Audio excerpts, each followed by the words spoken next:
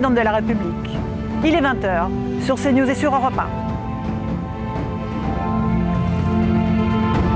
Et c'est Emmanuel Macron qui vient d'être réélu président de la République. 57,9% des voix, un score important, 42,1% pour Marine Le Pen, Bruno Jambard. Un petit mot de ces résultats Opinionway. C'est une estimation bien sûr qui sera affinée au cours de la soirée, mais large victoire pour Emmanuel Macron ce soir sur cette présidentielle. Oui, c'est une victoire nette, au-dessus, dans le haut de la fourchette de ce qui était attendu. Les derniers sondages disaient 55 à 57%. On voit bien qu'on est sur le haut.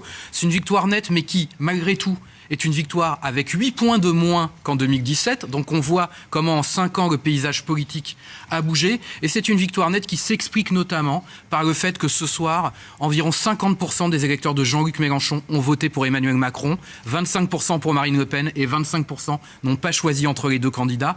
Et donc, dans ces conditions, il était impossible pour Marine Le Pen d'espérer l'emporter. Très bien, on va tout de suite partir rejoindre Loïc Signor de CNews, du service politique de CNews sur le Champ de Mars. Explosion de joie, j'imagine, chez les partisans d'Emmanuel Macron, Loïc.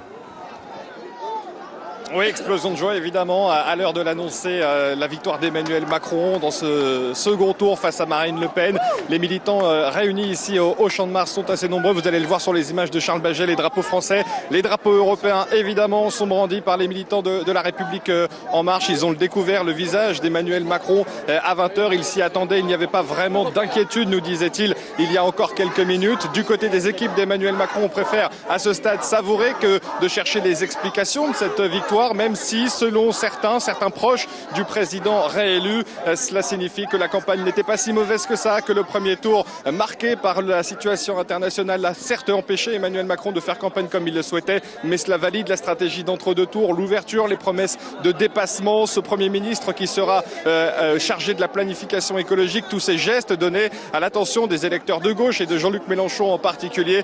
Cela a été utile, nous confiait un proche du président réélu. Emmanuel Macron qui devrait intervenir ici sur les coups de 21h15, 21h30. Il était encore en train d'écrire son discours il y a quelques minutes avant l'annonce de ses résultats. Il est à l'Elysée avec sa garde rapprochée tandis que son gouvernement, le Premier ministre, ses ministres sont déjà ici au Champ de Mars avec les militants prêts à célébrer cette victoire. Loïc Signor du côté du Champ de Mars, 57,9% je vous le rappelle pour Emmanuel Macron, 42,1% pour Marine Le Pen. Yohann Usaï, vous êtes aux côtés des militants du Rassemblement national avec de la déception, on imagine.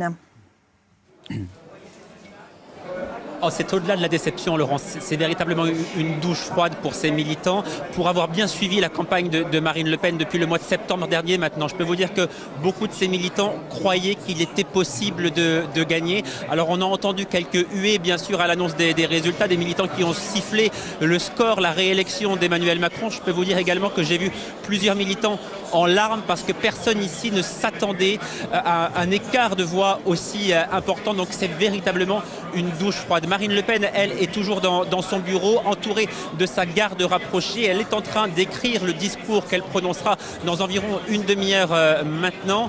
Marine Le Pen, qui avait compris dans cet entre-deux tours, pour avoir discuté avec elle plusieurs fois depuis 15 jours, qu'elle aurait sans doute du mal à gagner, mais qui, avant le premier tour, a cru que la victoire était possible et ne s'attendait pas, elle non plus, c'est certain, je peux vous le confirmer, à un écart de voix aussi important. Donc la candidate du Rassemblement national va vraiment bien devoir peser ses mots. D'abord pour rassurer les militants après cette troisième défaite pour elle à l'élection présidentielle et pour continuer à peser en interne pour montrer qu'elle est, selon elle, toujours celle qui doit rester en place pour diriger le parti et mener la bataille des élections législatives. Mais avec un écart de voix aussi important, évidemment, il risque d'y avoir quelques perturbations en interne. En tout cas, effectivement, dès demain, il y aura vraisemblablement des réunions de crise au sein du parti.